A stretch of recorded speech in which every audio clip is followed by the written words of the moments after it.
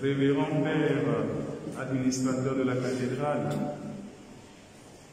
révérend Père, chancelier, révérendes sœurs, frères et sœurs en Christ et en humanité, chers amis partout dans le monde qui nous suivez actuellement via la page Facebook de la cathédrale de Lomé, ainsi que sur les autres médias. Loué soit Jésus-Christ. Je remercie du fond du cœur le Père administrateur qui me donne cette occasion, en cette grande solennité de l'ascension du Seigneur, de partager la parole de Dieu avec vous. Sans vous mentir, l'introduction du Père administrateur a déjà dit l'essentiel que nous devons retenir de cette solennité. Oui, le Christ Jésus retourne chez son Père. C'est de là qu'il est venu. Il retourne chez lui pour nous préparer une place auprès du Père. Il ne nous laisse pas orphelins. Il ne nous abandonne pas à notre propre sort. Il nous entraîne dans cette glorification qu'il a auprès de son Père. Voyez, ce mystère est tellement grand et inouï que cela étonne à première vue. Ensuite,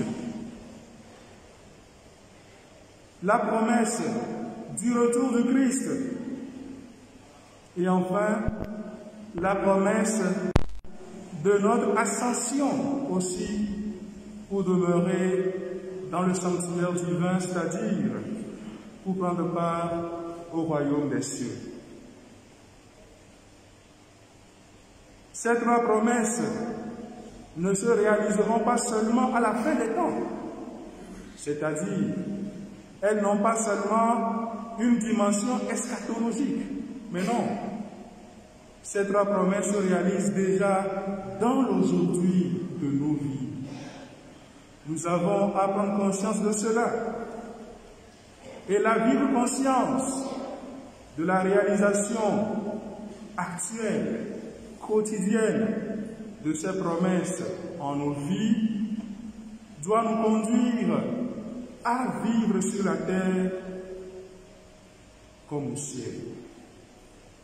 Nous avons à apprendre à vivre déjà sur la terre comme nous sommes au ciel.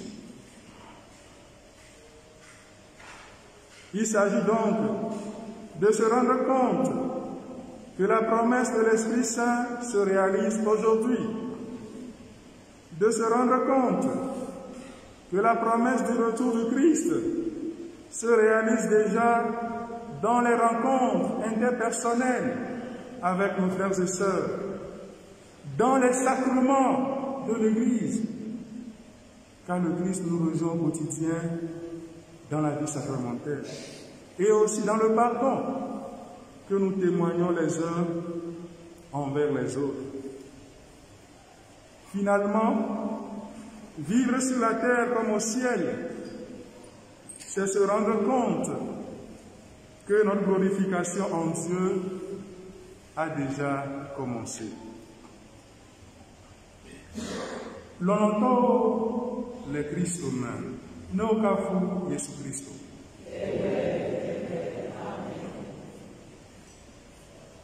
Mais la paix grande dans n'a pas de grand bouton. Si de mon ambe, les agents si akbele halakata mea, mama maunya paklemi. Lenga de peu mea, Yesu peut dire oui pas un amima pen. Voix amima menyebe, o ma se comme bereu. Amlimane, au Sénégal comme vie. N'amias, dit pour y parler ma gomme copier. Nya se gomme, n'amias ma ou le dipo nya se gomme le tito le. Amli masia e ayo muya na apostolo pe nuskola oha. O me se no gomme bubio. E o muya na o. Voilà même o me ti ke pe ma o. Di jode ga la o me fun wona be Dipoi, Yesu pe dipoi family ma. Etso ngbedo do me ton na o. Lamli ma si amere, ngbedo do me ton le me. Bando nye be ngbedo do na gbogbo kokuwe si aba klomi na tepe bibola. Evelia ngbedo do be Yesu Kristo are agatrava eye tolia ngbedodo be miao ha nya ko gume le pe dipo yi pa mungenu na nye tso bantoa bobo ba ko pe ngbedodo na apostolo ple miao ha nya de jesibe Yesu zira ye pa apostolo do na ngekesia ebe ya izabatu wana izua ya dobo bolaro dao alaba wadunso le ope Kristo to fo da seri ni pa gbenono me gbesi agbe no mio bobo kokwela sienya zipo yi pa kutetsia ya kpere mi antibe Nya ire Kristo pe de dolaji le gbese gbe fa gbe nono me de pe do ma sinye lon fe do gbogbo la ya pe ni ati be nya no dodo si ame gbogbo la ya pe ni ati be le Yesu pe nkola me abale evangelia gbe ne nya gbogbo fo do we Mwenye mianto mia penseme ore, nya welere. Bobola penseme. Bobola akore mianti be nya foru le gbebubu o me. Bobola akore mianti be na mi le da o. Eye mi nu adi wa mo hala, o ma si yu. Bobola akore mianti be na mi da si le dono o ti ya. Apola mo se. Que Yesu pe di po yi paza mana be nyati la ni more ngbadodo bantoma Yesu so le nyana popovo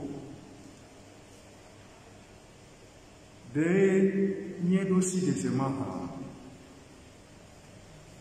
ngbadodo velia si miato aba Yesu pe di po yi pe kute se ne nyebede Yesu me blemi di ode Alo menye be Yesu pe ti ku yi pasan le abe ebu vi na yame e me jaga tovo o mi ti ne le pora pa se family ma si aro pe ha me apeto Yesu lolo nie le pa de mu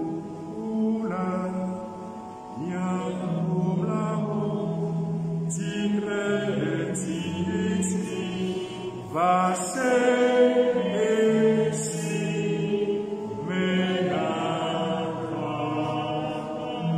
Eja da trova Manyebe ekuvi blemiri Tatini David a fiere kwadzo Eja da trova eye wo le vavã to mianɔviwo dzi. Esetɔ le vevie be mianɔ ŋudodo nyuitɔ me kpakple mianɔviwo. Miaɖo gbɔgbɔme ƒe ŋkuma ate ŋu ade dzesi Yesu Kristo le mianɔviwo me. Aleke miaƒe ehadodo alo agbenɔnɔ ŋudodo kple mianɔviwo le ɖo ɖe miekpɔna Yesu Kristo le wo mea. Yesu gale miagbɔ va egbehoho le sakramentawo me. Yesu le miagbɔ va me. So tsɔtsɔ ke si mietsɔ ɖe mianɔviwo mea, Yesu le miagbɔ va me. Ke ŋugbedodo velie nye be Yesu agatrɔ va eye wòle vava xoxo. Ŋugbedodo etɔ̃lia nye be ɖe míawo hã míakpɔ gome le Yesu ƒe dziƒoyi ƒe amenuveve me. Afi yi wolea, míawo hã míanɔ afi ma. Eye Yesu ya trɔ yi toa gbɔa, meyi kpakple eƒe Mawu nye ko ɖe.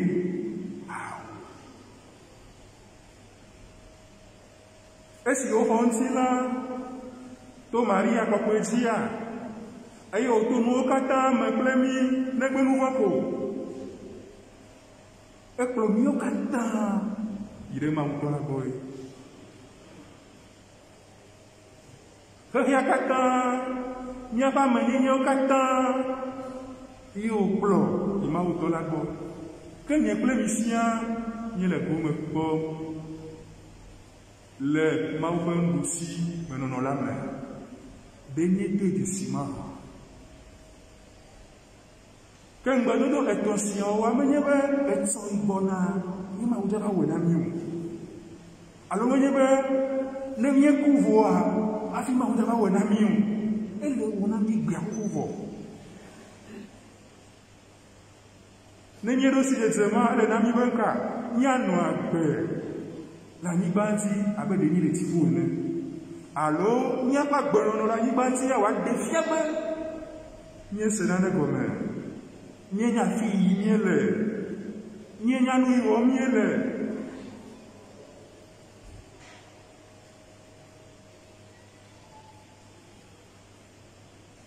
Mawu nekpe ɖe mía ŋuti.